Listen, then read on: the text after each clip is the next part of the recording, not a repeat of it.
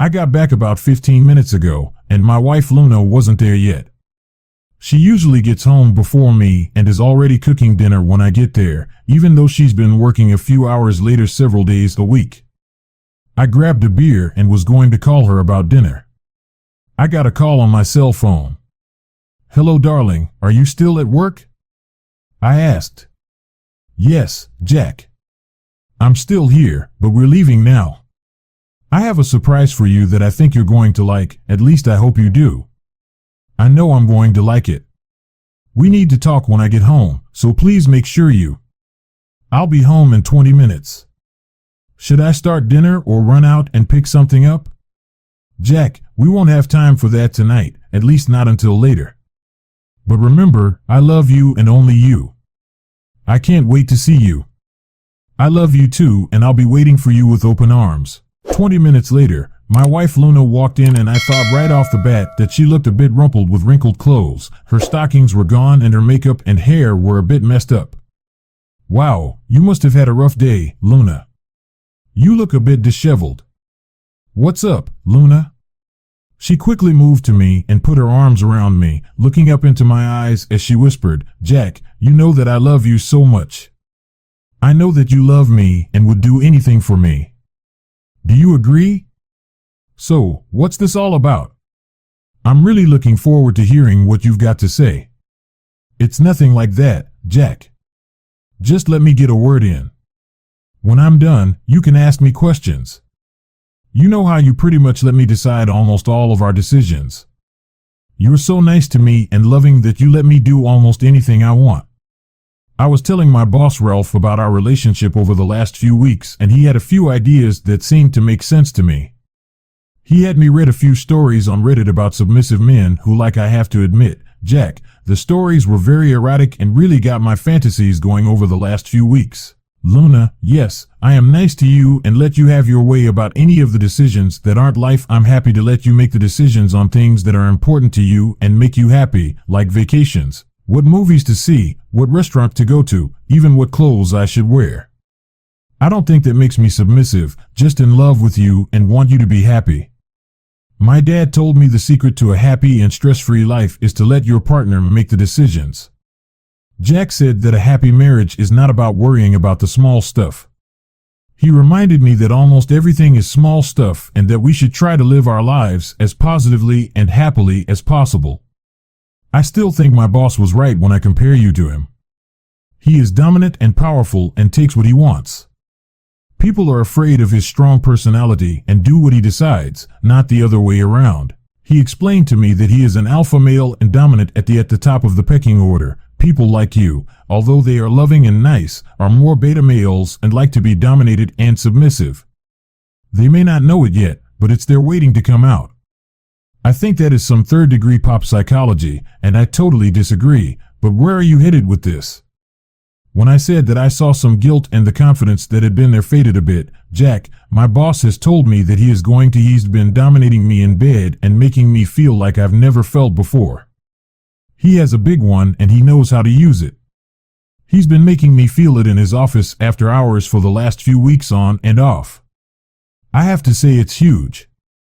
I know it wasn't right and I probably crossed the line that a young married wife should avoid, but it really turned me on. I've been having fantasies about him the last few weeks as he's been seducing me at the office. He explained. I think you'll enjoy having me close to him. You being submissive might even want to watch. If not, we'll have the most incredible makeout session when you reclaim me after I have a dirty session with him. I looked at her, waiting for the punchline, but suddenly realized she was serious and that she was telling me she really had been feeling him up and who knows what else. What the F, Luna, you must be joking. How could you ever think I would put up with that? Jack, I know you love me and I know you want me to be happy. I'm convinced that this will bring our love and our bedroom life to a whole new level. Luna, are you telling me that you've slept with your boss? What on earth have you been doing? Luna, oh no, Jack. I would never cheat on you. You already have. You've been having naughty conversations with Ralph and you've already told. Have you touched his penis? Have you had sex with him? No, not yet. He did use his finger in the car throughout the journey over here, and he is currently waiting for us to have this chat in the driveway before approaching our bedroom where we will proceed. You can watch if you want. Ralph would like that, but if not, when we are done, you can come up and reclaim me, and I will. I'll give you a treat if you let me do anything and everything to you that you ever might have dreamed about. You're joking. The thought of me being with you after you've been with him makes me want to puke. What happens now, Luna? If I say no and ask you to send him away, Luna, she had a look of panic. I could tell she wasn't ready for this response, so now she's going to try a more assertive approach. Probably having been coached by her boss. Jack, you love me and I want this. You always let me have my way, and I've decided this will be good for us. We will at least try this once, although I am sure it will be so good that we will likely want to continue. Now I'm going up and making myself beautiful for him and for you. You can let him in and then wait for us to finish. I know you will want this for me because you love me. I know this will be so good for us. Well, Luna, I can take a moment to assess the situation and consider the state of our marriage and vows. I'll be out for a brief chat with your partner, Jack. He's not my partner, just a friend with whom I have a strong, dominant sexual relationship. I will always love you and be yours forever, and you will always be mine. Luna came to give me a hug and kiss, but I pushed her away and saw the surprise and hurt in her eyes. Don't let me hold you back, Luna. I can see that you're doing this regardless of what I say. If not now, then soon. Maybe without even telling me. You've already cheated on me, so go ahead and get yourself ready upstairs. Her look of guilt and shock at my statement made her pause, but she turned and walked away up the stairs. She turned back and said, "You'll see, Jack. This will be epic." Yes, Luna. It is going to be epic. I went into her purse and took her car keys, house keys, and phone from her wallet.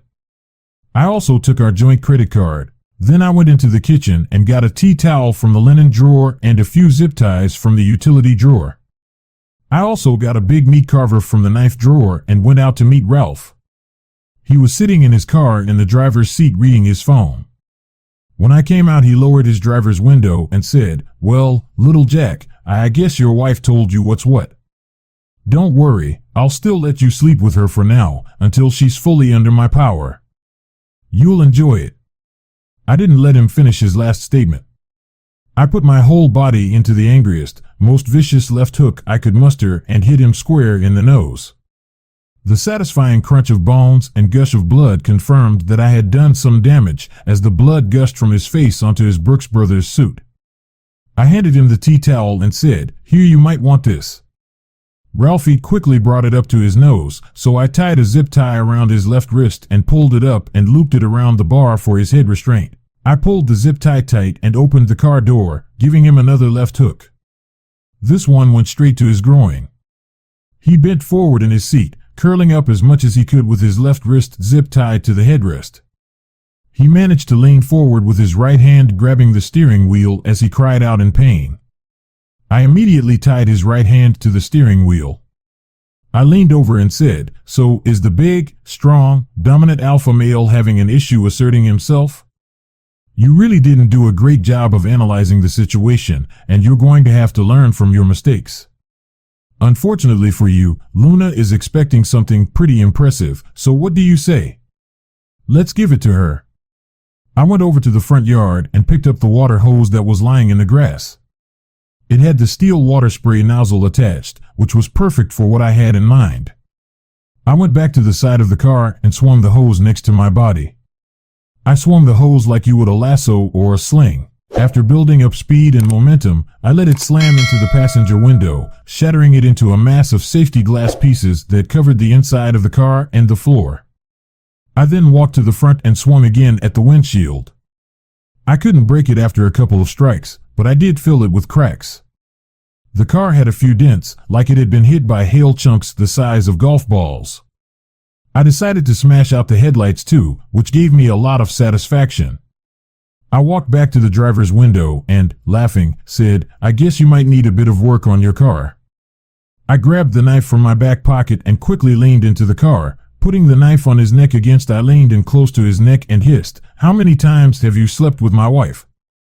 I could see the fear in his eyes as he stuttered, "Twice over the last few weeks." "That doesn't matter," I said. "It was just sex for both her and me. Just let me walk away and you'll never see me again. I'm not going to kill you, at least not right now. But if I hear anything from the police or if I get any other issues coming my way about our little talk today, then I'll be back to find you. If you go to the police, I'll likely go to jail. Maybe I'll get bail. Maybe not. Maybe I'll do some time. Maybe not. At some point in your future, I'll find you. Maybe in a parking lot walking to your car. Maybe in the elevator at work. I'll find you and I'll slit your throat and spit on your face as I watch you die. It's up to you. This could be the last time you ever see me, or you can be watching over your shoulder for the next week, month, year, until the time to end you is right." I leaned over him and stuck the knife into the passenger seat and said, "Your Luna is going to need this to cut you free so you can drive her away, or maybe she'll. Whatever you do, just make sure you get her out of my sight." I walked into the house, and when Luna heard the front door close, she yelled down from the bedroom, "Is that you, Ralph? Come on up, you submissive woman. Did you get everything worked out with Jack?" My first thought was, what an incredible bimbo. Who was this woman? I replied, "Luna, Ralph is still out in his car. He wants you to come out and talk. I think you might be having second thoughts." A minute later, Luna came down, no doubt wearing a bikini I had bought her underneath the robe she had thrown on. "Luna, did you assure him things were okay? It'll make us stronger, I'm sure." "I already feel stronger," she said, smiling, and walked out the front door. I locked it behind her. I went to the garage and removed the lock for the garage door opener. It was then that I heard her screams. "What have you done, Jack? Come out here and fix this." I ignored her request and went up to the bedroom. I pulled out one of our carry. I grabbed a few clothes from her underwear, bra and socks drawers, along with some t-shirts. I took some clothes from her closet and put them in the suitcase. Then I went into the master bathroom and put as many of her cosmetics, combs, brushes, and perfume as I could in the suitcase. I went back to the closet and grabbed a pair of her tennis shoes too. I walked to the spare bedroom at the front of the house and opened the window. I yelled, "Luna, here, you might need this," and tossed the suitcase out onto the driveway. I could only hope some of the perfume bottles had broken, but whatever. It wasn't my problem. I then hurled the tennis shoes, aiming for her head. She managed to duck both of my throws. She looked up at me with tears in her eyes and said, "Jack, please, what are you doing? Jack, what are you doing? I thought you wanted this." "I'm sorry, I didn't mean to upset you or hurt you. I can't believe how cruel and vicious you've been to Ralph. He's my boss. Please, Jack, let me in and we can talk this through." I looked at her and said, "Luna, I can't even begin to tell you how ridiculous you've sounded. Since you came home with your little scheme to turn me into your cuckold, I'm wondering if you had a stroke or are on drugs. Or maybe I just never knew how shallow and pathetic you really are. Whatever it is, it doesn't matter at this point. I want you to leave. You should probably drive your lover to the hospital, but on the way, make sure to ask. I want to know what will happen if the police or anyone else finds out about today's events. I'll get your other belongings packed and you can tell me where to drop them off. But don't you dare come back to this house again." I slammed the window, went back downstairs, opened the front door, and threw her purse at her. Her head got caught in the chest before I slammed the door. I couldn't resist asking, "Was that epic enough for you, Luna?" I locked the door and went to the kitchen to open my second beer of the day. I realized I needed to talk to my lawyer right away, just in case the police showed up. I also needed a reference for a good divorce. I went to the front window and saw Ralph yelling and swearing at Luna as she cut the zip ties off. She put her suitcase into the boot, he got out and moved into the back seat, and she got in the car, sobbing and looking like she was in shock, as she put it into reverse and backed out of the driveway. The adrenaline was still pumping through my system. I was blown away by what had happened. My wife had gone off the rails so badly I was amazed and somewhat scared at what I had done in a fit of anger to her boss. I was way too close to actually slitting his throat. I now understand that she just isn't worth it. I laughed when I thought about it. The line about being the alpha and me being the beta, being a nice guy who lets his wife have the final word on minor decisions, was done out of love and a desire for a happy marriage. However, she misunderstood kindness for weakness and took it the wrong way. I never saw that coming with a guy like Ralph. Luna stayed away from the house for the next few days. I kept getting calls from unknown numbers, so I assumed they were from Luna since I'd taken hers. Finally, she left a voicemail asking me to call her back so we could talk this through. I knew that it was only a matter of time until I had to face her. Given that no police had shown up to put me in handcuffs, I thought I had dodged one bullet and now I should finish this fiasco. I gave Luna a call, telling her to come over in an hour. We could speak after. After hanging up the phone, I packed up what I believed to be hers and waited for her. Luna pulled up in her car, which she had evidently retrieved from work.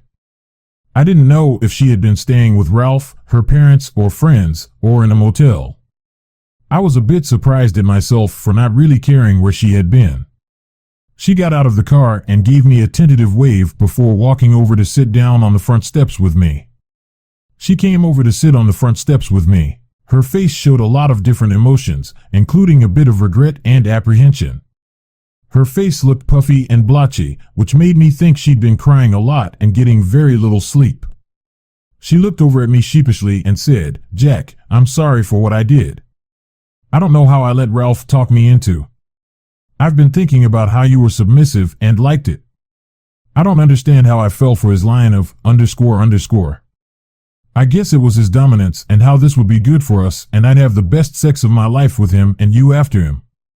I know I went off the rails for a while there, but I'm back now and I love you and want only you. I'm begging you to forgive me and I promise that I'll be the best wife you could ever have and spend my life making it up to you." So, Luna, how was Ralph in bed? Did you have the fantastic orgasms that you apparently had? We were fantasizing about stopping. Jack, I didn't touch him again after that. He also dismissed me and won't go near me because he's so scared of what you said. He spent 2 nights in the hospital to get you off the hook. He made up a story about being mugged on the way to the hospital, which we both believed.